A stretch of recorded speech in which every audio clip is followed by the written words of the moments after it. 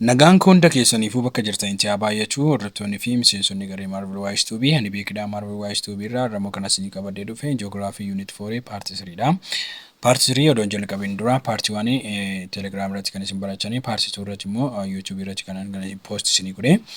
Amma kana osoo hin jalqabin dura miseensi haaraa taatan yookaan immoo YouTube keenya haaraa kan taatan YouTube keenya subscribe gochuudhaan hiriyoota keessan bira akka ga'u share gochuudhaan wanti nuti post goonu immoo dafee akkasuma bira ga'u mallattoo bilbilaa sana gadi tuquudhaan akkasumas immoo warri Telegram irraan barachuu barbaadan lakkoofsa bilbilaa nan asirra isinii kaa'uun bilbiluudhaan gara Telegramii miseensa Telegramii keenyatti banamuu makamuu hin dandeechu galmeen keenya ammas itti fufeeti kan jiru gara barumsa keenyatti yaa dabarru barumsa keenya irraa the relationship between population and socio-economic development or the concept of development kan jedhu wajjin laallaa gara barumsa keenyatti har'a haa deemu.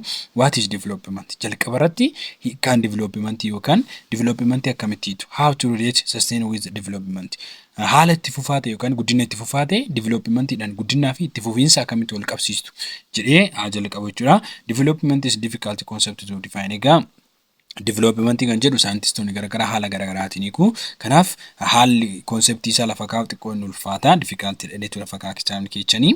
The term development mean different thing different people. Egaa development kan jedhu kan guddina kan jedhu kun uummata psychology yookaan immoo uummata saayinsii qo'ate namoota garagaraa biratti hiika garagaraa qaba jechuudha.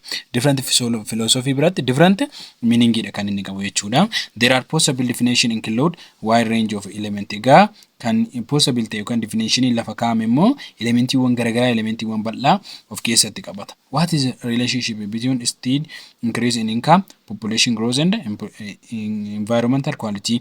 Akkasumas immoo what is development kan jedhu haala haalame.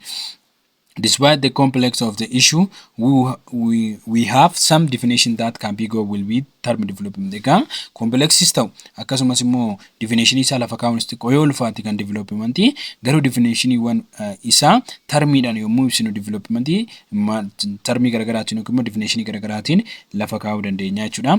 Development is a process by which a member of society increase their personal and institutional capacity to mobilize and manage resources to produce a sustained improvement in requirement quality of life. Egaa development kan jennu kun yookaan immoo development jennee kan lafa goonu kun uummanni yookaan hawaasni tokko bakka jiranitti memberiin tokko hawaas memberii society tokko capacity isaa personality isaa kan dabalu yoo ta'e increase kan godhu yoo ta'e fi mobilize fi manage kan godhu kan qindeeffate manage godhu yoo ta'e resources jiru mobilize godhee qindeessee akkasumas immoo manage godhee to'atee kan itti fayyadamu yoo ta'e maal gochuudhaa fi jireenya isaa sustain bifa walqixa ta'een quality isaa improve gochuudhaan yookaan life isaa jijjiiruudhaaf bifa manage ta'e mobilize ta'eef societyin kan itti fayyadamu yoo ta'e personally institution garagaraa capacity isaa kan itti dabalu yoo ta'e that is called development.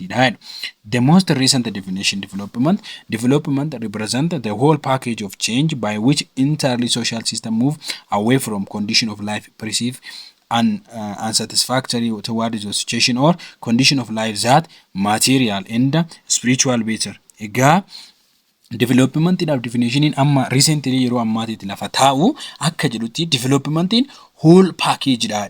Whole package yoo jennu economy kan of keessatti qabatu, socially kan of keessatti qabatu, life experience kan of keessatti qabatu, standard of life kan of keessatti qabatu, per capita income kan of keessatti qabatu, whole package waan hunduma kan of keessatti qabatu, entirely social system garagaraa kan of keessatti qabatu, condition life kan of keessatti qabatu. Kan biroo immoo unsatisfactory kan wantoota keessa keenya hin boqachiifne, keessa keenya hin gammachiifne suggestion kana toward gochuudhaan condition life keenya barbaachisan yookaan spiritually haa ta'u, materially haa ta'u condition achi keessatti jiru sana hundumaa kan of keessatti qabate yoo ta'e that is called development dha. Isa kana kan hiika Todoroo fi smart jechuudha. Development in any society must be least follow their objective. Development society garagaraa keessatti objectivity wan garagaraa kanneen qabaa jechuudha. Tokko to increase availability and wide distribution of basic life sustaining good such as food, shelter, health service and clothes. Egaa walumaa galatti maal dabaluudhaaf availability yookaan distribution meeshaalee garagaraa yookaan immoo kan akka gudiiwwan garagaraa kan akka nyaataa kan akka uffataa kan akka health service kan akka iddoo boqonnaa iddoo nyaataa kanneen distribution isaa akka dabalu namni hiyyummaa keessaa qabu jechuudha. Kanaafuu nyaata yoo argate shelter yoo argate clothes resource argate haala fayyaa isaa argate namni maal godhee jechuudha haga tokko hiyyummaa keessaa bahee gara development dhufaara kana dabaluudha distribution isaa kana babal'isuudha jechuudha. To raise living standard and living level of income, employment, education, and attention to cultural and human value. Egaa kan biroo immoo inni lammaffaan objectivity isaa standardii uummataa kan immoo haala jireenya uummataa dabaluu akkasumas immoo income uummanni argatu dabaluu employmentiin namni hojii akka argatu taasisuu education akka argatan taasisuu haala barumsaa akkasumas immoo attention cultureedhaa fi human valueedhaaf kan immoo value ilma namaatii fi cultureedhaafis attention kennuudha jechuudha. To expand the range of economic and social choice kan biroo immoo inni biroo maali objectivity inni sadaffaa economical social choice yookaan immoo filannoo nuti economic irratti qabnu filannoo nuti choice irratti qabnu range isaa bal'isuudhaaf haala qabiyyee isaa bal'isuudha jechuudha objectivity isaa. Generally economic development strategy should give due to attention increase the productivity capacity of human well and the health of the environment. Egaa walumaa galatti economical development strategy generally wala fagoonu maal jechuudha productivity yookaan capacity productivity keenya increase gochuudha. Capacity productivity keenyaaf immoo attention kennu. Kana yoo jennu haala fayyaa namaatiif human well-dhaaf attention kennu capacity isaa dabaluu fayyaa namummaa dabaluu healthy ilma environment keenya keessa jirru dabaluudha jechuudha. This is done by concentrating on the following. Egaa kun immoo kan inni ta'u maalidhaani make sure that the nation has labor force that ready to work, hard working and energetic. Egaa guddina dinagdee yookaan immoo developmentiin kan dhufuu danda'u sustain developmentiin kan dhufuu danda'u yoo maal mirkaneechiniidha make sure goonedha humni biyya keessa jiru nationii takka keessa labor force jiru hojiidhaaf kan qophaa'e ta'u hard working yookaan immoo hojii cimaa ta'e hojii isaa kan hojjetuu fi energetic kan ta'e hojiitti nama cimaa ta'e yookaan labor force cimaa ta'e qabaachuu yoo mirkaneechine guddina dinagdee fidaarraa jechuudha. Improving the skill and the ability of the working force. Egaa kan biroo immoo maal inni dandeettii fi ability hojjetaa nama hin jiraamite hojjetaa kaampaanii garaagaraa keessa industirii garaagaraa keessa hojjetu maalii isaa cimsuu dandeettii fi ability isaatii fi skill isaa cimsuudha jechuudha. Ensuring the human labor force has adequate medical care in order to maintain its productivity. Egaa inni biroo immoo ilmi namaa yookaan immoo labor force kun medical care fayyaa isaatiif yookaan immoo fayyaa isaatiif wantoota barbaachisan gahaa kan ta'e akka inni argatu gochuu fi productivity isaa akka cimaa deemu yookaan productivity isaa akka gadi hin buune taasisuudha jechuudha. Improving the supply jechuun dhiyeessii gabaa keessatti dhiyaatu maal gochuu cimsuu multiplication and distribution of modern and environmental friendship technology and other. Egaa kan biroo immoo multi direction yookaan wantoota baay'ee ta'e distribution modern wanta modern of keessa qabu distribution fi multiplication kan ta'e yookaan immoo iddoo garagaraatti iddoo hojii yookaan immoo dhiyeessii iddoo garagaraatti dhiyeeffamu akkasumas distribution iddoo garagaraatti raabsamu akkasumas immoo environment fi technology friendly gochuu output oomishamee bahuu fi wanta input oomishamus friendly goonee wal qabsiifni kan oofnu yoo ta'e environment fi technology wal qabsiifni kan oofnu yoo ta'e hiyyummaa keessaa bahuudhaaf karaa gooneerraa.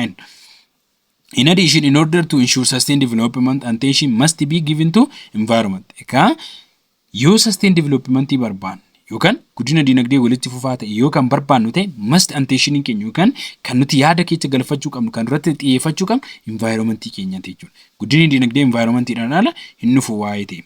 Measure and indicator of development.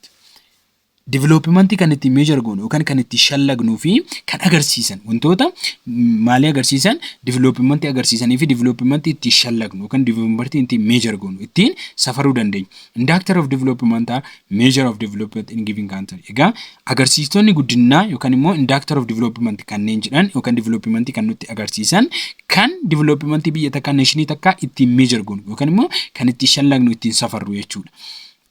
The most common indicator used to measure country development are discussed in flow. Egaa isaan keessa biyya takka development ishee kan ibsan agarsiisan keessa muraasni yookaan immoo yoo ilaallu tokkoon tokkoffaan gross domestic product. Gross domestic product kan jedhamu kun biyya tokko keessatti oomisha oomishamee yookaan market value commodity gara biyya tokkootti dhiyaate kan measure ittiin goonudha. Kana jechuun the GDP is a measure of market value of commodity. Commodity oomishamee gara maalitti bahu gara gabaatti yookaan yookaan gara gabaatti bahee gurguramuudhaaf kan bahe inni kun total value dha yookaan immoo total market value dha kan gara final total value jechuu ni dandeenya kan gara gabaatti bahe. It is the total value of current product, final good and service within a country product usually in the year respective of who own the output. Egaa GDP na kasi lensin jire kan biyya tokko keessatti biyya ishee keessatti qofa oomishameen biyya keessatti qofa within the country dha. Kana jechuun borderii biiroo oduun dabalati. Amma daangaa Itoophiyaa qarqara Itoophiyaa kan jiran biyyoota baay'ee ture. Biyya isaanii keessatti kan oomishame oduun ta'an biyya keenya keessatti lammii kamiinuu yaa ta'u eenyutu oomisha odoo hin jedhin lammii kamtu oomisha qomoo kamtu oomisha biyya kamii keessaa oomishame odoo hin jedhin biiqaan biyya keenyatti oomishame lammii Ingilaandiin lammii Biriiteeniin yookaan lammii Faranjiinis kan oomishame Itoophiyaadhaanis kan oomishame Itoophiyaa keessatti kan oomishame hundumuu GDP jedhama. GDP'n kun total value kan xumuramee kana jechuun kan ganaa oomishamu odoo hin taane input ta'ee ganaa kan faabirikaatti seenu odoo hin taane kan oomishamee xumuramee final good ta'ee maarkeetti dhiyaatetu GDP keessatti maal jedhamee waamamaa qabeenya gurguramuudhaaf gara gabaatti dhiyaatetu GDP jedhamee waamama. Gara gabaatti kan dhiyaate kun eenyudhaan oomishame isiniin jireera cross boundary keessatti boundary keessaa odoo hin bahin boundary hin daangessaa jechuudha. Yoo boundary dhaa kan bahu daangaa biyyattii keessaa kan bahu GDP keessatti hin herreegamu. Kanaaf GDP keessatti herreegamuudhaaf maal ta'uu qaba? Eenyumtu haa oomishu namni kamuu haa oomishu odoo isa ilaalcha keessa hin galchin biyya keessatti oomishamuu qaba jechuudha. Is in developing country GDP is not only low but also dominated by primary commodity. Egaa biyyoota reefu guddachaa jiran yookaan biyyoota dinagdeen isaanii gadi bu'e keessatti GDP'n gadi bu'aa qofa miti yookaan gadi bu'aadha. GDP'n Itoophiyaa gadi bu'aa yookaan GDP'n biyyoota Afrikaa Saaraa gadi bu'aa jennee waan dabarru qofa miti. GDP'n isaanii gadi bu'aa qofa ta'uu odoo hin taane kan inni ittiin hoogganamu dominate activity achi keessatti gaggeeffamu primary commodity. Kana jechuun natural resources qofa fayyadamu malee primary commodity qofa fayyadamu malee industry keessa kan gale yookaan secondary handii third handii namni kan fayyadaman miti. Kan isaan fayyadaman maalidha? First handii yookaan immoo primary commodity qofa fayyadamu.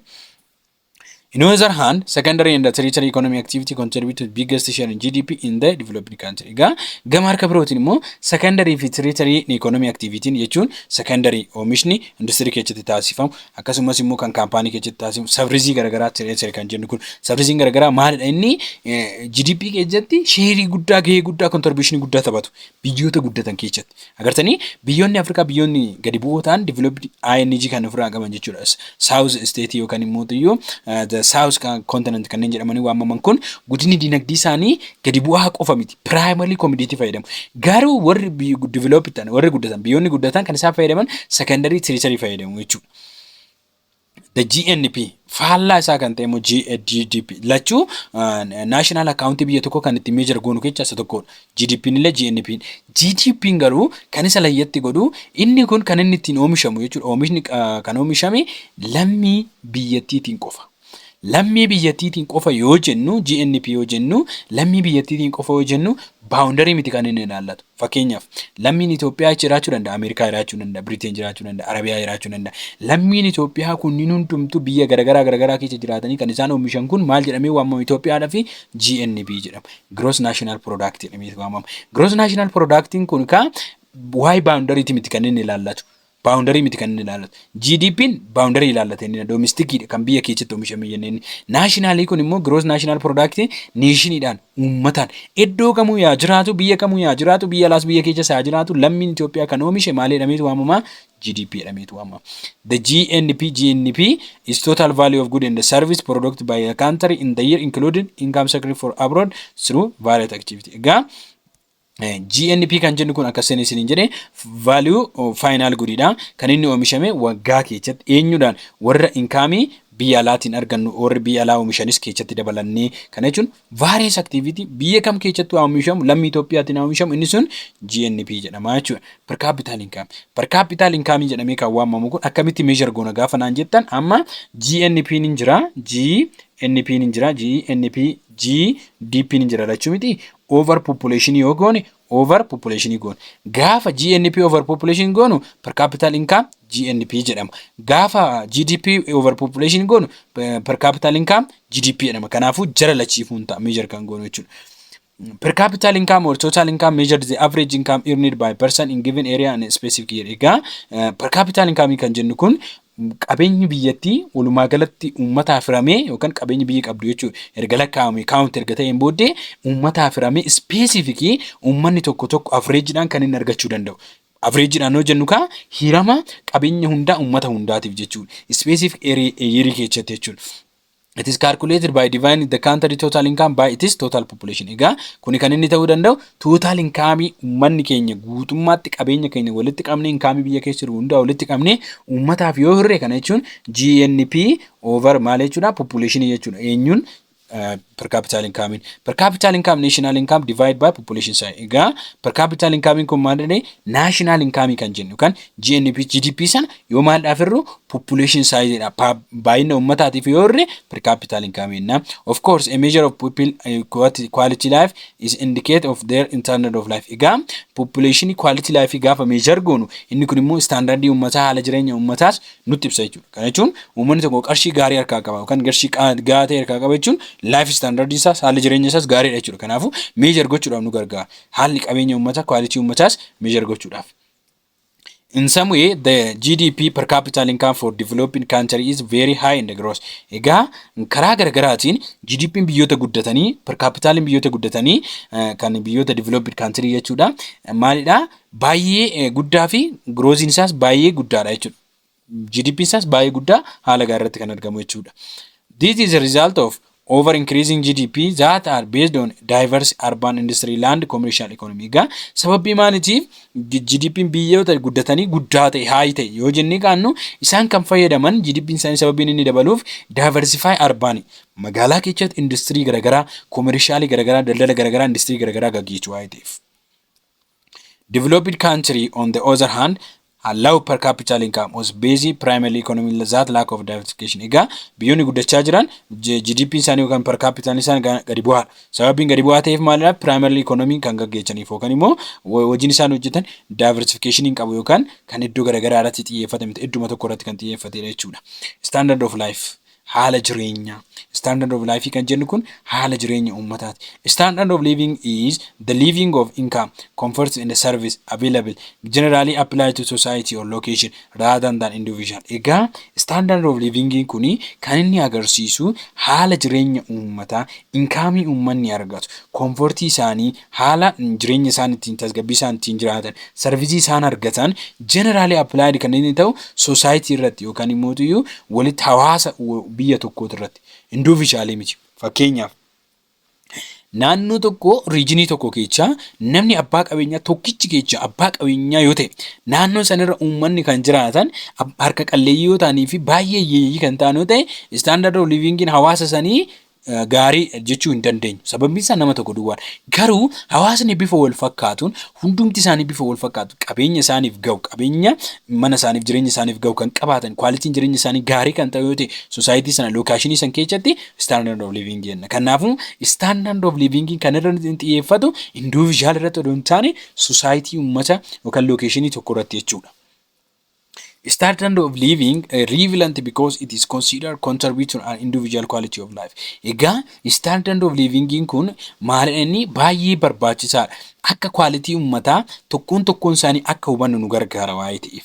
Standard of living prefaces the best measure of the quality of life in the given society. Egaa quality wan jiran keessa GDP ilaaleera per capita ilaaleera. Isaan tarraan kana keessa yookaan immoo waa'ee developmentii fi yookaan indicator of development kanneen jedhaman keessa best kan ta'e quality life uummataa kan ibsu measure gochuudhaaf kan nu gargaaru standard of living jechuudha. Haalli jireenya uummanni ittiin jiraatu per capita isaaniitirra yookaan immoo GDP isaaniitirra haala jireenya uummataa gadi buunee akka beeknu nu gargaara jechuudha. It is directly related to both GDP and the per capita income. Direct GDP fi per capita income idhaanis wal qabata jechuudha. Standard of living jechuudha. This is because as later get higher, the former improve and vice versa. Egaa namni GDP gaarii qabdu per capita gaarii qabdi. Per capita gaarii qabdi jechuun standard of living uummataas gaariidha jechuudha. Kanaafuu yoo jarri kunniin highest ta'e GDP highest ta'e per capita income highest ta'e standard of living is highest.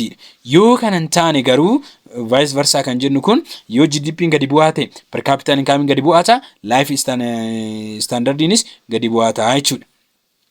Developed country have high and consistently grows living standard. Egaa biyyoonni guddatan GDP isaanii maal jenneera? Guddaadha jenneera. Haayidha, groosidha jenneera. Kanaafuu biyyoonni guddatan living standard isaaniillee maalidha? Guddaadha jechuudha. Well, people of developing world are categorized by the low living standard. Egaa biyyoonni reefu guddachaa jiran yookaan biyyoonni guddina dinagdeetiin gadi bu'aa ta'an kan isaan characteristic ta'an yookaan immoo kan isaan ittiin ibsan life living isaanii low dha jechuudha. Haalli jireenya isaanii gadi bu'aadha jechuudha.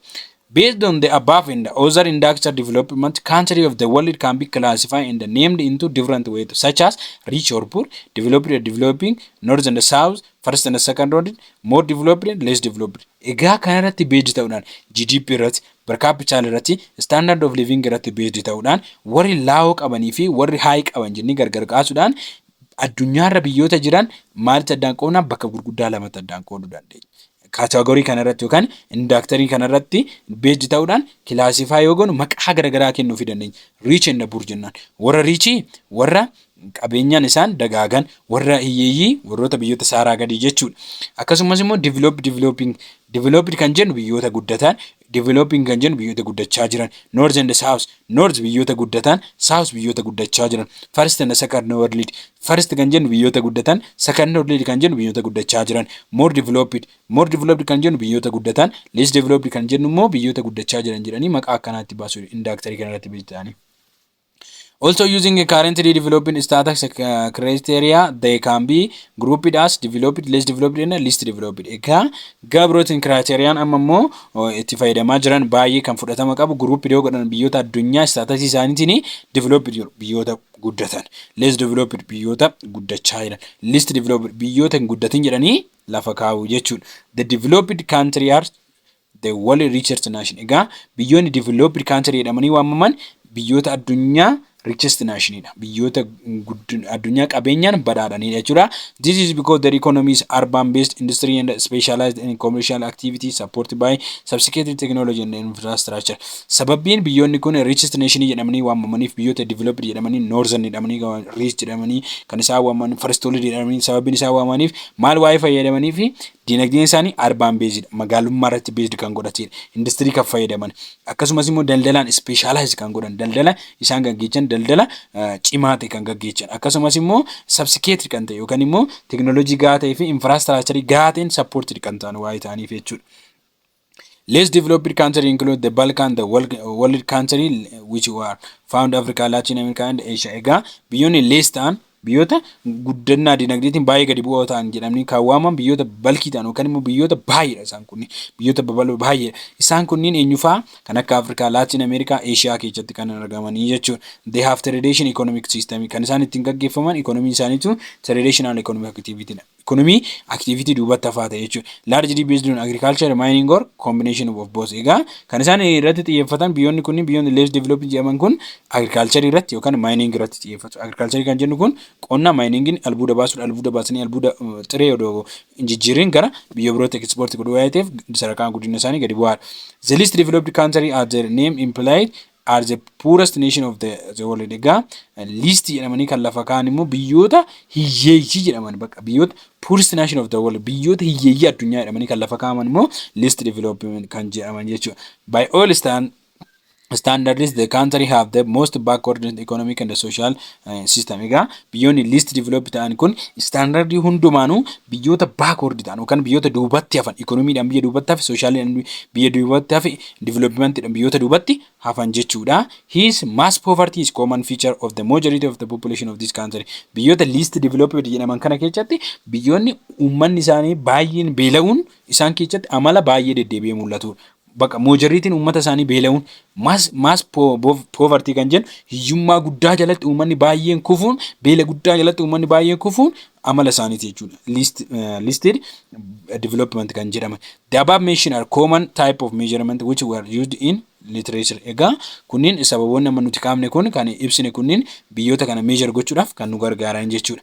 The construct comprehensive index it is necessary to incorporate economic, human, social, environment and other related respect to indicators. Egaa indicatorii kana gaafa lafa goonu yookaan immoo waa'ee isaanii comprehensive goonee wal qabsiisnee gaafa lafa goonu waa'ee economy human social environment keenya walitti qabsiifnee represent gochuun indaakisarii kana ibsuun hin barbaachisa jechuudha. Both on this follow the list of border concern development disengage egaa baay'een isaanii akka addunyaatti jechuudha. Amma biyyoonni guddatan developmentidhaan yoo ibsamanii maal ta'aniiru guddataniiru jedhanii lafa kaa'u. Biyyoonni guddatin hin guddannee disengage goonee lafa goona. Kanaafuu development haala kanaan qoqqoonee lafa goona jechuudha.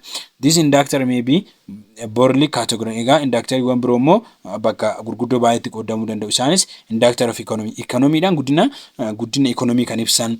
Inductor of social development guddina hawaasummaa kan ibsan. Health and related induction. Waa'ee fayyaa fi isaan kan wal fakkaatan kan ibsanis inductoroonni garagaraatti qoodamu jechuudha. Economic inductor. Economic inductorii kanneen jennu economyidhaan wal qabatu. Economy wal ibsus jechuudha. Isaan kunniin these are the major economic measure used at macro level. Egaa economic inductoring kun kan itti measure ta'an akka nationitti waa'iteef as macro level as aggregate level. Kanaafuu macro level dhaan ibsina economic inductoring kan. Economic inductoring kanneen ibsan haala economy irratti based kanneen ta'an isaan duratti kaafne sana keessaa GDP fi GNP per capita jenne duratti GDP fi GNP gross rate of GDP haala guddina GDP ittiin guddachaa jiru gross rate in different sector of economy keessatti different sectorin agricultural sectorin industrial sectorin tourism sector hotel tourism sectorin akkasumas immoo kunniin hundumtu haala kamiin guddachaa jiru kan jiru sectorii garagaraatti growth mul'ate kan of jalatti qabatu inductory economicality jechuudha. Social development yookaan immoo social inductor kanneen jedhaman refers to institutions society through which develops in the soft dimension of the development often invisible and difficult to measure. Egaa social development kanneen jedhaman kuni institutioniiwwan society keessa jiran ibsu. Institutioniiwwan society keessa jiran kan development agarsiisan kan development guddisanidha. Isaan kunniin softidha yookaan wanti xiqqootti kan lakkaa'amanidha. Garuu iyyuu hin mul'atan garuu measure gochuudhaafis difficultidha jechuun wantoota kan institutionii amma fakkeenyaaf normiin society keessatti amala softidha agartanii amalli namaa culture namaa religion namaa society keessatti haalli aadaa namaa jechuudha. Inni kun amma softidha karaa salphaadhaan laaluu dandeenya garuu invisible waan mul'atu miti garuu waanis measure goonu miti yaa ta'u garuu dimensionii guddinaa development keessa agarsiistota jechuudha. The follow are common used to inductorota keessa inductory socialii keessa isaan tokko kanneen tokko social capital kanneen jedhamu. Social capitalin kun institutioniiwwan garagaraati. Formal and informal institutionii jira. Normsii garagaraa, aadaawwan garagaraa, structural behavior amaloota garagaraa kunneen social capital jalatti ramadamu. Formal institution kanneen jedhaman immoo are created by state and other entities such as law, regulate and rule. Formal institution kan jennu mootummaan established godhee mootummaan create godhee saba kan tajaajilu. Institutioniiwwan akka koortii, institutioniiwwan akka mana barumsaa, institutioniiwwan kunneen kan maalitiin kan mootummaan create godhee mootummaan aabee seeraan regulationidhaa fi ruleidhaan kan bulu ta'anii uummata kan tajaajilan jechuudha. Informal institution behavioral norms, attitude, belief and rule of thumb. Egaa informal institution kanneen jedhaman immoo behavioral kan amalaan wal qabatanidha. Kan akka normsii, kan akka aadaa uummataa, ilaalcha uummataa, beliefii uummataa akkasumas immoo gaggeessummaa haala gaggeessummaa uummataatiin kan wal qabatan isaan kunneen behavioral informal hawaasa keessatti kan barraa'an miti hawaasa keessatti amalaan afaaniin kan daddarbaa ofanidha. Kunniin yaada hawaasa keessa jiru, ilaalcha hawaasa keessa jiru, amantaa hawaasa keessa jiru, haala bulchiinsa hawaasa keessa jiru. Inni kun informal jedhama. Kunniin social strategy, social development agarsiisaa jechuudha. Discrimination qoqqoodamni hawaasa keessa jiru, exclusion uummata haammachuu dhabuun yookaan immoo uummata of keessatti qabuu dhabuun, female and male literacy rate haala barumsa dubartootaaf dhiirotaa akkasumas immoo enrollment ratio of girl to boys haala ratio dubartootaaf dhiira jidduu jiru lakkoofsa dhiiraati moo lakkoofsa dubartootaatu caala akkasumas immoo percentage of population living below poverty line percentage hagamiitu laayinii uummata laayinii yummaatiin gad poverty line kan jennu naannoo doolaara tokko ammatti jechuudha doolaara tokko namni doolaara tokko gadi per day argatu jechuudha poverty line jala jira namni kun poverty line dha gadi waa jiruuf percentage hagamiitu poverty dha gadi jira kan jedhu kun kan ibsu inni kunis social inductor percentage of population with access of sanitation qulqullina hagam ummata hagamiitu sanitation argata qulqullina ummata hagamiitu argata percentage hagamiitu argata ummanni baay'een qulqullina argata magaalaa qulqulluu keessa jiraata bishaan qulqulluu argata fayyaa qulqulluu argata qilleensa qulqulluu argata kan jedhan percentii agamiitu qulqulluu kan argatan kan jedhan social indactoridha jechuudha. Health and other demographic indactor egaa kanneen biroo immoo waa'ee fayyaa kan ibsan akkasumas immoo waa'ee uummataa yookaan immoo lakkoofsa uummataatiin kan wal qabatanii indactorota biroo yoo ilaallu tokko life expectancy at birth. Life expectancy kan jennu kun namni tokko average uummata biyya keenya umrii isaanii walitti idaanee lakkoofsa uummata keenyatiif ooyiru umrii isaan jiraate walitti idaanee lakkoofsa uummata keenyatiif ooyiru umrii tokko argan. Umriin argannu sun averageedhaan naannoo keenya jechuudha biyya keenyarra namni umriin inni jiraatu hamma kana jenna. Fakkeenyaaf maatii keenya keessa namni 10 jiraate namni 10 kun hirree nama 10 kana umrii isaanii walitti idaanee yoo hirru umrii isaanii 71 ta'e averagein kun life expectancy namni biyya keenya keessa jiraachaa jiru umriin xaaraan isaa umrii guddaan averageidhaan inni jiraachaa jiru umrii kana kan jedhu sun life expectancy kun fayyaadhaan wal qabata. Infant mortality rate kan jennuun daa'imti takka dhalattee odoo barzii waggaa tokko hin guutin dura yoo kan duutu ta'e infant mortality rate, child mortality rate kunniin immoo daa'imman mortality rate kan jedhaman kunniin jechuudha. Maternal mortality ratio haati deechee da'umsa irratti duutu maal fakkaata? Percentage of children who are underweight daa'imman dhalatan kiiloo barbaadamu odoo hin gahin dhalatan kiiloodhaan dhalatu kiiloo barbaadamu san odoo hin gahin kan dhalatan hagam kunniin fayyaa indactoridha jechuudha. There are many more indactor depend on the context of study. Egaa contextiin study keenya irratti health yaa ta'u environment yaa ta'u social irratti haa ta'u indactoriiwwan garaagaraa argachuu dandeenya. Focus of economic development mee factoriiwwan economic development haa laalu.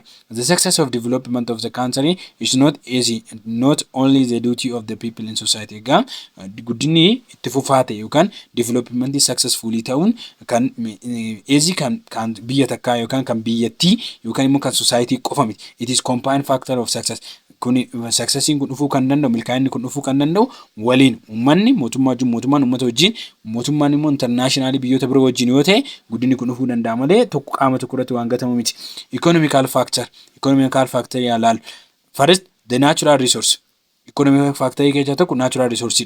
Natural resource means everything that occurs naturally in the which can be useful for living and feeding human need. Egaa natural resource kanneen jedhaman kun wantoota naturally argaman everything naturally occurred kan jedhan naturally kanneen uumaman ilmi namaa jiraachuudhaaf akkasumas immoo useful kan godhu kan feed godhee ilmi namaa itti tajaajilamu natural resource tolaan yookaan immoo biyya keenyaaf tolaan everything yookaan every personiidhaaf kenname jechuudha. Natural resource of the country consists things that happen naturally in the country. Egaa natural resource kanneen jennu kun wantoota naturally uumamanidha jechuudha.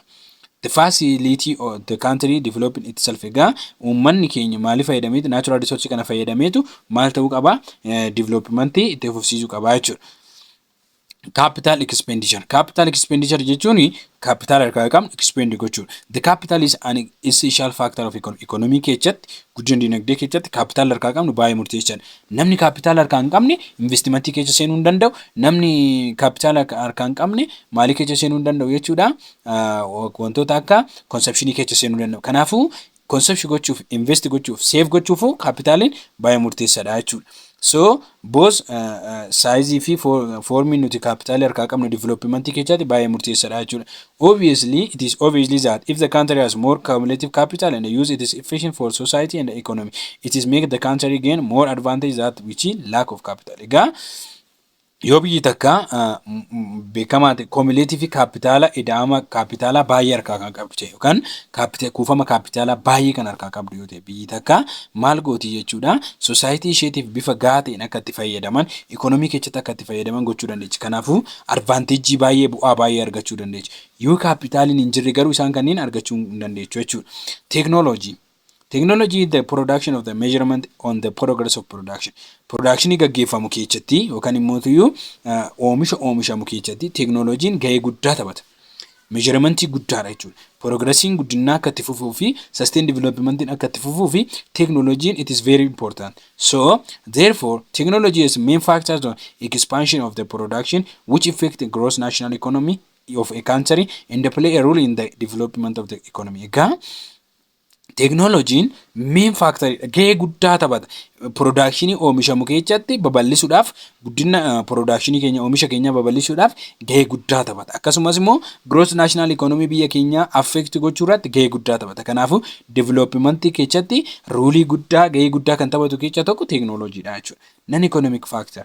Non economic factorii kanneen jennu immoo economically kan qarshiidhaan baasiidhaan bitamu miti economy kan jennu. Non economical factor that society under the factor we have the following component. Egaa kan society keessa jiru hawaasa keessa kan jiru non economic factory dha jedhama. Non economic factory kana keessa tokko labor force dha.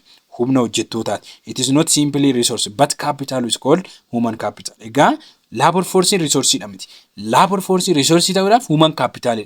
Gaafa qarshiidhaan kan hoogganamu ta'e qarshiidhaan kan bitamu ta'e namni tokko hojii keessa gaafa seene maalitti seeneera jechuudha kaapitaalatti seeneera. Kanaafuu labor forcein resource keessa simply resource qofa odoo hin taane kaapitaalaan gaggeeffame human capital ta'a jechuudha. It is the most important economic development which is planned, implemented and beneficial received by human. Egaa ilmi namaa kaapitaalii kana yookaan human capital kana fayyadamee irraa jechuudha. Developmentii keessatti implement gochuudhaan pilaanii jiru keessatti hojiirra oolchuudhaan ofii isaatis fayyadamee biyyattis kan itti fayyadamu ta'uu isaati jechuudha.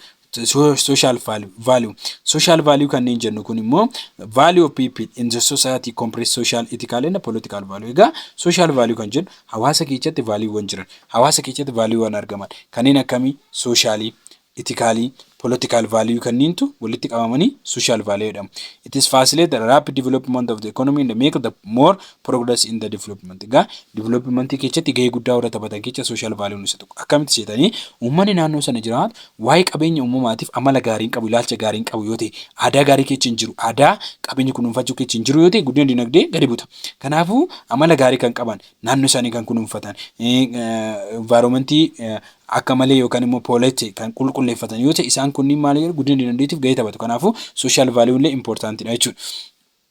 Religious and tradition. Aadaa fi amantiin gahee akkamii taphatu guddina dinagdee keessatti? Also relation teach people to do good.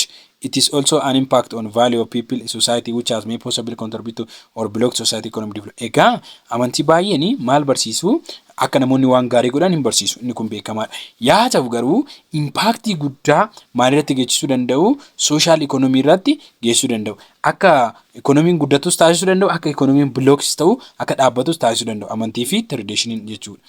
The political instability. Tasgabbii politika. Tasgabbiin politika biyya keessatti akka uummanni hojii hojjetu taasisaa miti ree. Kanaafuu political stability kunis guddina dinagdee keessatti gahee taphata jechuudha. A country of political stability, no antagonistic conflict, no controversy between the country. Egaa political stability jechuun tasgabbiin politikaa jira jechuun biyya keessatti maaltu jira? Tasgabbiin politikaa jira jechuun yaadaan walitti bu'uun hin jiru.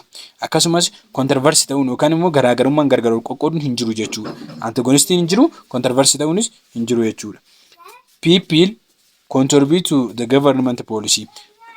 Uummanni ofii isaatii hojii mootummaan hojjetu keessatti contribute gahee ba'aa jechuudha. To facilitate the development because domestic and international interest in the investment which in the turn provide the job for the people bringing income to the country. Egaa uummanni development keessatti hawaasni development keessatti akka biyyaatti yookaan akka international levelitti investoroonni garaagaraa interestii gaafa qabaatanii invest godhan yookaan naannoo sana irratti invest yoo go'anii local people naannoo sana jiru maal argata? Job argata. Kanaafuu inni kun immoo income argata jechuun guddinni biyyattii dhufaa jira jechuudha. Social implication of population growth. Hawaasa guddina hawaasa uummataa kan ibsan immoo maal fa'a? Rapid population growth in less developed countries is linked to many problems, include poverty, hunger, high infant mortality, and inadequate social service and infrastructure, transport, communication. Egaa rapid population growth in yookaan immoo haalli guddina biyyattii guddina uummataa biyyoota reefu guddachaa jiran keessatti waan baay'eedhaan wal qabata yookaan problemii baay'eedhaan linked ta'a. Biyyoota reefu guddachaa jiran keessatti rakkoo baay'eetu mul'ata jechuudha. Isaan keessaa tokko poverty, hiyyummaa, hangariidha, beela, high infant mortality du'aatii daa'immanii, inadequate social services tajaajila hawaasaa gahaa ta'e dhabuun, infrastructurein gahaa ta'e jiraachuu dhabuun, transportiin dhabamuun, communicationin dhabamuun hin mul'ata jechuudha biyyoota reefu guddachaa jiran keessatti. Rapid population growth may intensify the hungry problem in the most rapid growth country. Egaa uummanni dafee guddachuun yookaan dafee oloruun uummataa kan inni fidu maalidhaa? Rakkoo beelaa yookaan immoo probleemii hungry fiduu danda'a. Yoo rapidly uummanni growth kan ta'u ta'e jechuudha biyyoota guddachaa jiran keessattuu. Population growth can reduce or eliminate food production gain result from modernization of farming population. Egaa population growthin maali reduce godhaa? Population wanta inni argatu sana yookaan modern farming irra gahee inni argatu sana maal godhaa? Gadi buusa. Kanaafuu population growth reduce gochuun yookaan immoo tuyyuu population reduce haala guddina uummataa kana gadi buusuun maalii gadi buusuu keenya? Rakkoo nyaata irratti dhufu.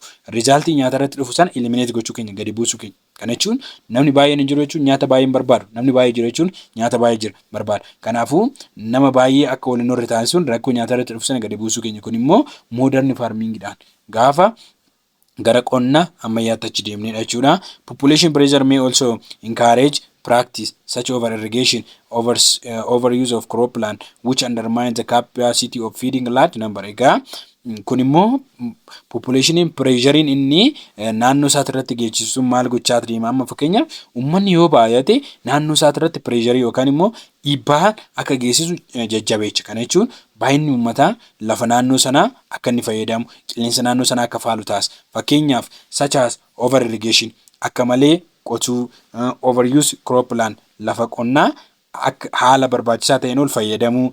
Kunniin immoo large number isaan barbaachisan akka isaan feeding on capacity sana gadi buusa jechuudha. In some case population growth equity directly related to the social problem because it increase the absolute member was need to must meet. Egaa kun immoo population growth kun directly kan inni related to social problem, rakkoo problem jechuudha. Kanaafuu gaafa uummanni dabale rakkoon garagaraas uummata biratti hawaasa biratti waa'ee baay'atuuf social problem ta'a jechuudha. Absolutely memberii sun waan nyaatu yookaan waan dhugu waan barbaaduuf naannoo sana irratti amma fakkeenyaaf qabeenya naannoo san jiru irratti uummanni yoo baay'ate itti fayyadamaa gaafa deemu qabeenyi sun dhumaa gaafa deemu qabeenyi sun dhumaa deeme jechuun waan barbaadu sana meeting goone waa'ee ta'eef rakkoodha jechuudha sooshaaliidhaaf. Sooshaaliidhaaf maalidha? Rakkoodha. For example, some less developed countries have made enormous progress increase the percentage of children enrolled in school. Egaa biyyoota reef guddachaa jiran keessatti biyyoonni reef guddachaa jiran maal godhu? Namoonni ijoollee reefu dhalatan yookaan immoo ijoollee reefu dhalatan mana barumsaatti akka isaan galmaan persentii baay'een akka isaan galmaan taasisa. Kanaafuu haala duraan barsiisan irra persentii baay'een gara barumsaatti akka isaan dhufan taasisa. Kanaafuu barsiisaa mataa isaa barbaada, qabeenya mataa isaa barbaada jechuudha. However, because of population growth during some period, the number of children who are not enrolled in school also increase because of insufficient resources to meet the growing need. Biyyoota guddachaa jiran less developing kana keessatti population baay'ee guddachaa waa'ee jiruuf yeroo ammaa kana jechuudha. Daa'imman gara mana barumsaatti dhufan galmeechanii barsiisuu rakkoo ta'aati kan inni jiru. Not enrolled ijoollee baay'een galmaa'an jiran sababii maalitii fi ijoolleen baay'ataniiru, namni baay'ateera, qabeenyi isaaniif ga'u kan insufficient resources tu jira. Niidii isaanii yookaan fedhii isaanii sana kan meeting goone kan galmaan hin geenye, fedhii uummanni qabu, fedhii ijoolleen qabu sana kan galmaan hin geenye jira waa'ee ta'e ijoollee baay'een ammatti barumsa irratti kan hin argamne ta'uu isaati jechuudha.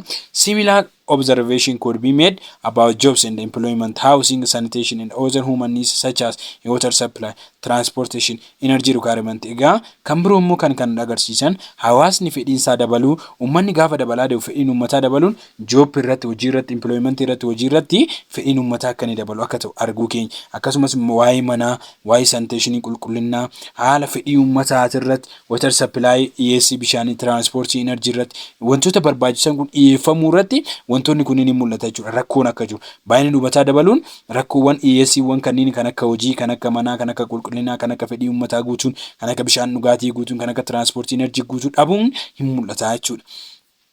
These problems are compound when the large number migrant from rural to urban area and increase the burden placed in the already inadequate supply and service. Egaa kun immoo maali wal qabata rakkoon akkanaa social problem ta'uu kan danda'an uummanni baay'een baadiyyaarraa gara magaalaa maal godhan migrate godha. Uummanni baay'een baadiyyaarraa gara magaalaatti migrate godha yookaan baqatee dhufa jechuun maal ta'aa jira bardanii yookaan immoo pressure magaalaa irratti cimsaa jechuudha. Nyaata barbaada, servicii barbaada, supply barbaada. Kun immoo gahaan ta'u jechuudha. Inadequate supply fi servicii gahaan ta'u. Kanaafuu bardanii magaalaa iddoo jiran irratti iddoo uummanni migrate itti taasisanitti hin dabala. Kunis rakkoo social problem keessaa isa tokkodha jechuudha. Population growth and environment. Egaa haala guddina uummataatii fi environment wal qabsiisnee ilaallu.